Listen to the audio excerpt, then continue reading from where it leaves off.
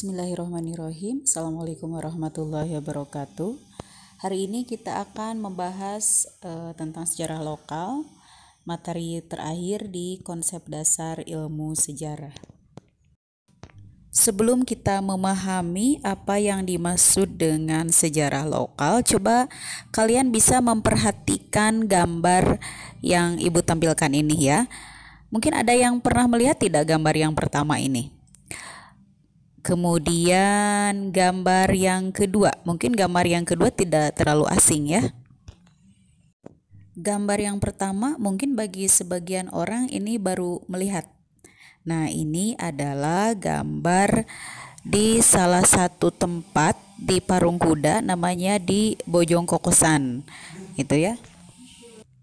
Masyarakat di Parung Kuda lebih mengenal dengan Palagan Bojong Kokosan.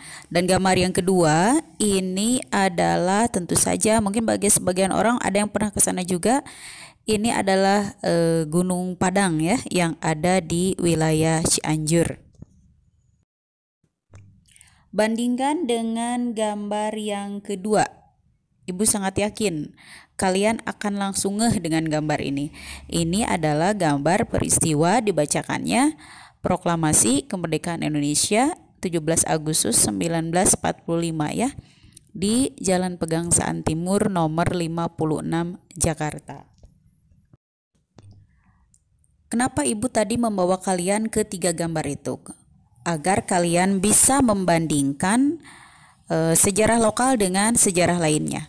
Kalau tadi tuh yang gambar Soekarno, itu semua orang seluruh Indonesia secara nasional itu tahu bahwa gambar itu adalah gambar yang berhubungan dengan peristiwa proklamasi. Tapi untuk gambar yang pertama dan kedua, itu tidak semua orang akan langsung mengetahuinya, karena peristiwa ini terjadi hanya di lingkup yang lebih spesifik. Yang pertama itu kan ada di Kecamatan Parung Kuda, yaitu daerah Bojong Kokosan ya, dan yang kedua itu adanya di wilayah Cianjur. Jadi sebenarnya apa yang maksud dengan sejarah lokal? Kalian bisa baca slide yang Ibu tampilkan ini. Jadi sejarah lokal itu adalah peristiwa atau kajian atas masa lampau yang terjadi dalam suatu lingkup yang lebih spesifik. Tadi ya, ada di Parung Kuda, ada di Bojong Kokosan, itu contohnya seperti itu. Berikutnya, apa saja objek dalam kajian sejarah lokal? Kita lihat ya, ini pembahasannya ada di slide berikutnya. Nah, sejarah lokal ini objeknya itu dia bisa peristiwa lokal. Kemudian dia bisa juga tokoh lokal atau juga bisa berupa peninggalan sejarah lokal. Untuk peristiwa lokal ini bisa saja dia peristiwa yang menunjukkan dari karakter peristiwa yang lebih besar atau juga menunjukkan tentang individu atau kelompok-kelompok yang menyebabkan perubahan dalam kurun waktu yang singkat ya. Sedangkan untuk tokoh lokal, misalnya di daerah kalian ada tokoh yang dia sendiri menyatakan atau juga ada kesaksian dari orang lain bahwa dia punya keterlibatan sebuah peristiwa di daerah tertentu. Itu bisa diangkat dalam objek sejarah lokal. Dan objek sejarah lokal berikutnya adalah peninggalan sejarah lokal. Misalnya, kalian menemukan satu bangunan tua yang menunjukkan arsitektur Belanda. Nah, kenapa nih di desa saya ada bangunan seperti ini? Misalnya seperti itu ya.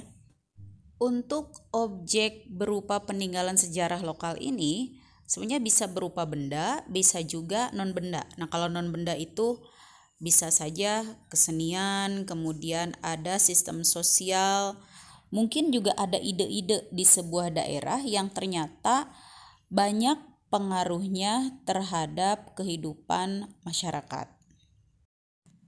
Terakhir, kenapa kita harus belajar sejarah lokal ya?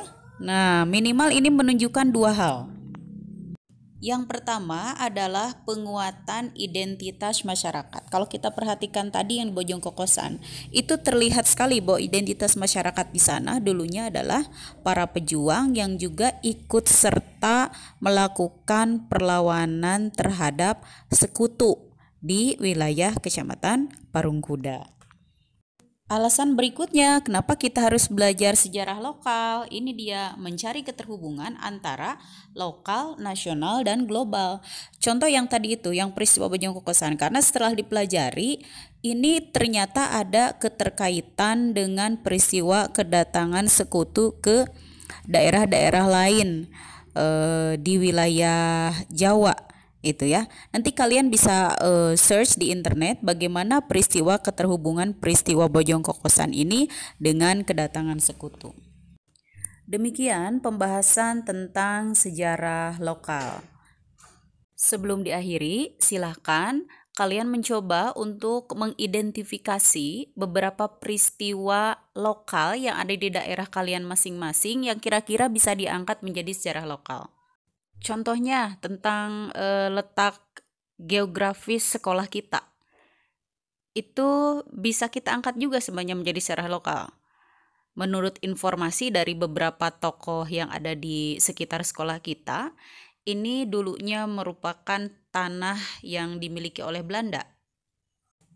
Atau bagi kalian yang tinggal di sekitar desanya Lindung, kalian juga bisa mencoba mengidentifikasi latar belakang kenapa Belanda sampai datang ke wilayahnya Lindung.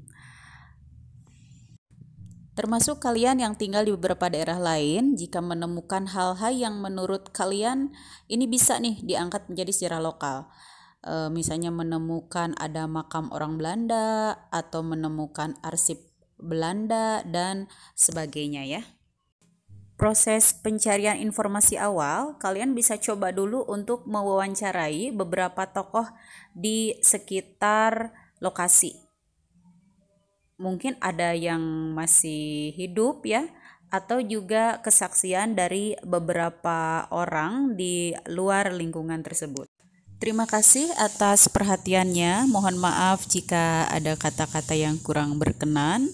Ibu akhiri. Assalamualaikum warahmatullahi wabarakatuh.